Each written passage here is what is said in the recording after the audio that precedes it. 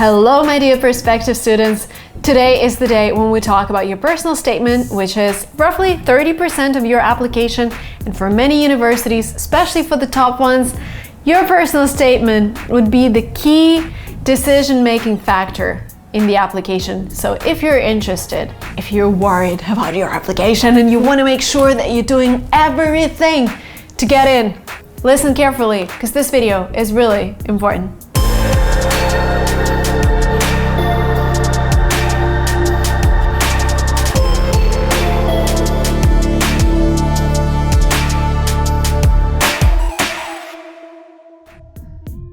Alright, the structure of today's video is, first we're going to talk about my experience. I did my personal statement for Master's and MBA, and I'm going to talk what I wrote about. And in the second part of this video, we're going to look through a personal statement that got a student into Harvard for his bachelor's degree.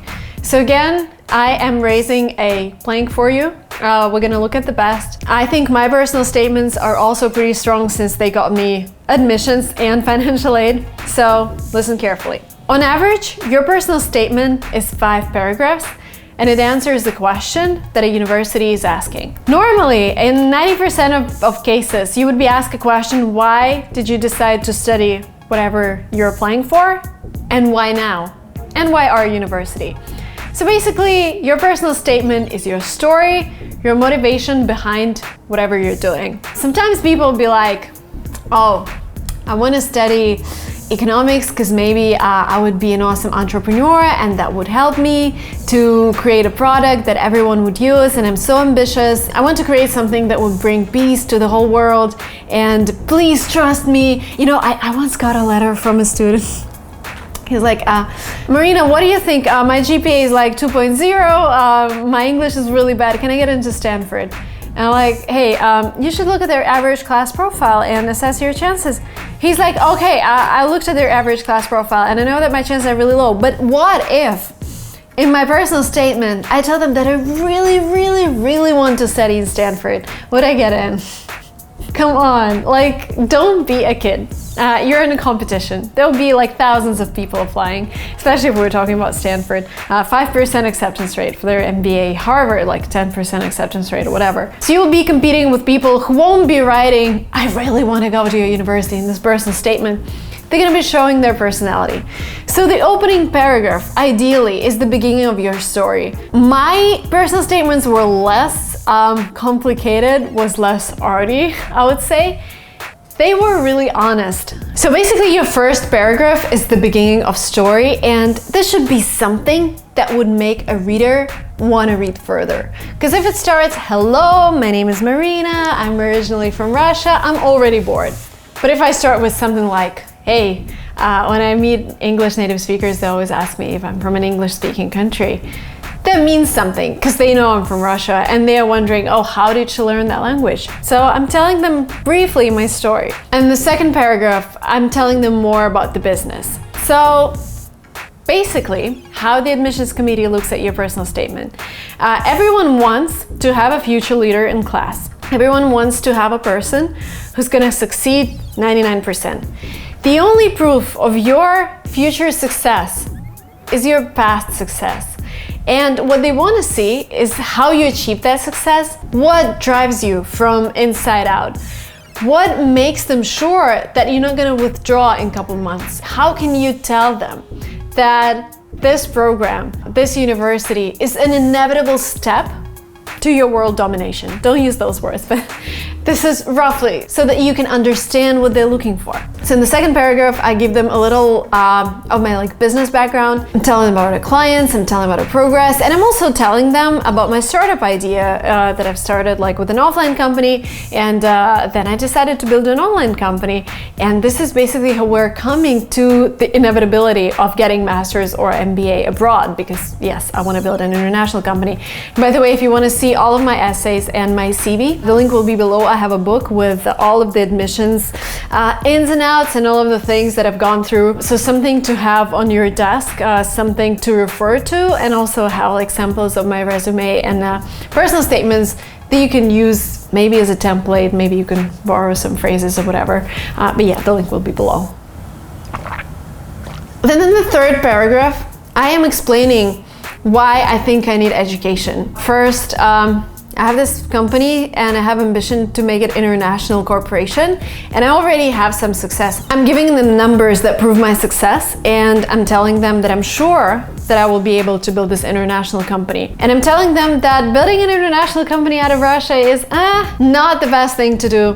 And I'm also talking about education that I'm lacking, because I was studying economics in a country where economics were still like Soviet kind of style 30 years ago, and we're still not that developed as the US is. In the end, I'm talking about my career goals, that I want to build this multi-billion company, and I am also selling myself as a student. I'm also mentioning my extracurricular activities, and I'm also mentioning that I'm a very social student, that I won't be only studying. And I've already done a lot of social concerts. I've done a lot of volunteer work back at my university, and I'm eager to do that at your university. I'm eager to do that during your program, because this is who I am, this is what I've already done, and this is where I'm going to. So again, your personal statement is a set of your stories that lead you to a decision of getting an MBA, master's, bachelor's abroad. One thing to remember, I wasn't applying to top ranking universities. I was applying to like tier 2 universities, and I was still able to get financial aid, so this worked for me. But if we're talking about top universities, I wouldn't say this is a perfect example. We're gonna look at a perfect example right now. This is a personal statement that got a student into Harvard. It might look a little weird to you at first, but then you understand why he's doing that, because Harvard admissions team, they see thousands of applications, and you need to stand out from the first sentence. So let's take a look. Okay, Alan starts with, I lie in bed, listening to the hallway for shuffling feet. Nothing. I duck beneath my blanket, switch on my Mickey Mouse flashlight, and pull out a Rubik's Cube and a stopwatch. Beep! My fiery fingers grab the puzzle. You're like, what is happening? A personal statement for a top university is happening. He's telling a story. And like, yes, sometimes you have stories that are like drama. You had some problem in your life and you're discussing that. Sometimes you don't have them, but if you do, describe them in a way that Alan does. Let's continue reading. This is the 8-year-old me. When I was a kid, I wanted to be a Renaissance man. Never mind just speaking law, medicine, or Norwegian studies 101, I wanted to do everything. Always hungry for more, I even taught myself to write ambidextrously and pick locks. Solving the Rubik's Cube was my latest challenge. Beep! 59 seconds. I throw the cube down in triumph. Confident, I was well on my way to become a jack of all trades. But I soon faced an obstacle greater than any before, the snooze button. I don't know when the habit actually began, but it continues to this day. On far too many mornings, the button smashes my willpower to the microsecond battle between a mental sense of duty and 9 more minutes of sleep. 6 a.m., the pale blue clock reports. The snooze button moans, press me. You know what you want to do. You need sleep. Ironic, isn't it? I can write out the chemical structure of aspartic acid, and I can detail Nietzsche's philosophies of all the genesis of good and evil, but I lose to a 4-inch slab of plastic. The perfect quality for a Renaissance man indeed. As I try to write an essay like that, according to my English teacher, it's meant to show off your stellar qualities. It seems odd that I want to reveal this embarrassing weakness. But to tell the truth, I actually began writing right after I was trapped in bed for what I thought would be a 10-minute nap. I knew right that I needed to wage war against the snooze button. You might be wondering, hey, this is a completely different personal statement. Marina, this has nothing to do with what you just said. Again, what I'm telling you, personal statements for Ivy Leagues are just like that. I've seen a lot. There is a question in Stanford's MBA program. The question is, what matters most to you and why? And I've seen 2 winning essays. One was, pizza matters most to me because they have pastry from Italy, sauce from China, and this amazing mixture of cultures and traditions brings something amazing.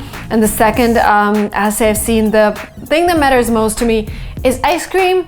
Because in Stanford, on a hot day, you know, ice cream is keeping my brain flowing, it's keeping me productive.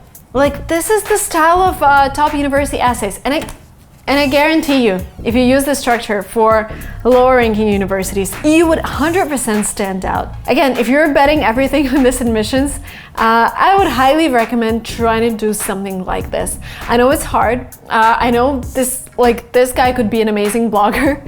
He could write amazing stories. He could be a journalist, but he's not. He's just a smart person who can talk about his daily things, like struggling with the snooze button, in a way that you want to read. Like, why is he talking about the snooze button? And we're going to continue reading because there is a purpose. He's actually leading to a university degree with this snooze button. Listen. In the past, it's defeated me far too many times. Like this summer's July 4th, when I almost missed the fireworks on the Boston Esplanade. Or when I almost slept through the hiking trip to New Hampshire's White Mountains and had 3 younger friends rip my motel door from its hinges. Or at the time I made my parents late for a giant family dinner in Taiwan. My tiny cousins snickered, covering their mouths with tablecloth, while my grandmother clicked her tongue like a disapproving hen. Alright, so I had violated the divine honor of the family and the tenets of Confucius. I blame the snooze button. But there is still hope. Here we come. The story finishes and he's talking about how this story is leading him to something bigger. Listen. Ever the inventor, I designed prototypes. Maybe an alarm clock wired to an electrical current. The next time I think about hitting the snooze button, I instead received a 120-watt dose of Edison's goodness. Maybe that's too painful. How about an alarm clock that explodes on contact?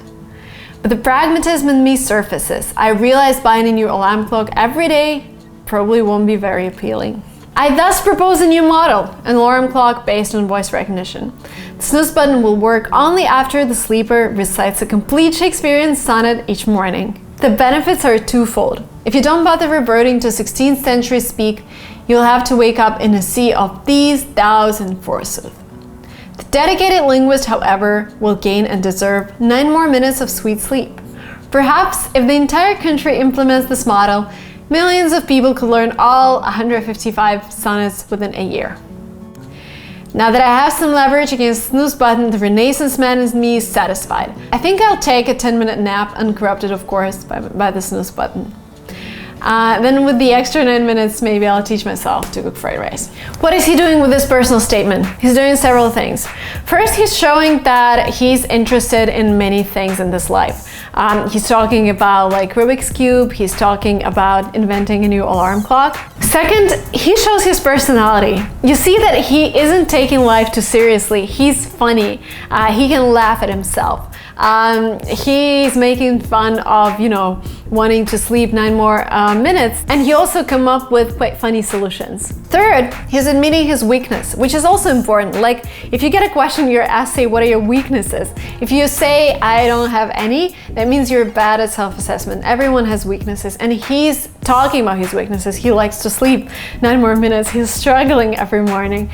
This is precious, and the way he's showing that without actually telling you, hey, this is my weakness, he's showing it through example, all the time. I've told you this 100 times.